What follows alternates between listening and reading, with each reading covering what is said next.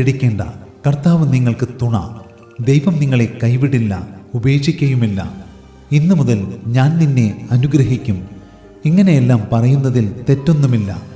എന്നാൽ ഇതെല്ലാം കേൾക്കുമ്പോൾ ആത്മപരിശോധനയ്ക്ക് വിധേയരാകാതെ തങ്ങളെല്ലാവരും വിശുദ്ധരാണെന്ന് കേൾവിക്കാർക്ക് തോന്നാൻ സാധ്യതയുണ്ട്. അതുകൊണ്ട് ഇങ്ങനെ പറയുന്നതിന് പകരം കർത്താവ് നിങ്ങൾക്ക് തുണയായി തീരണമെങ്കിൽ, കർത്താവ് നിങ്ങളെ അനുഗ്രഹിക്കണമെങ്കിൽ, നിങ്ങളെ കൈവിടാതെയും ഉപേക്ഷിക്കാതെയും ഇരിക്കണമെങ്കിൽ നിങ്ങൾ എന്ത് ചെയ്യണം, എങ്ങനെ ജീവിക്കണം എന്നെല്ലാമാണ് നമ്മൾ പറയേണ്ടത്. അതെ, ദൈവത്തോട് അടുത്തു ചെല്ലുവിൻ, എന്നാൽ അവൻ നിങ്ങളോടടുത്തു വരും. പാപികളെ കൈകളെ വെടിപ്പാക്കുവിൻ, ഇരുമനസ്സുള്ളവരെ ഹൃദയങ്ങളെ ശുദ്ധീകരിപ്പിൻ എന്നിങ്ങനെയെല്ലാം നാം വിളിച്ചു പറയുമ്പോൾ അത് ദൈവവചനത്തിൻ്റെ വെളിച്ചത്തിൽ ആത്മപരിശോധനയ്ക്ക് വിധേയരാകുവാൻ ശ്രോതാക്കളെ പ്രേരിപ്പിക്കും.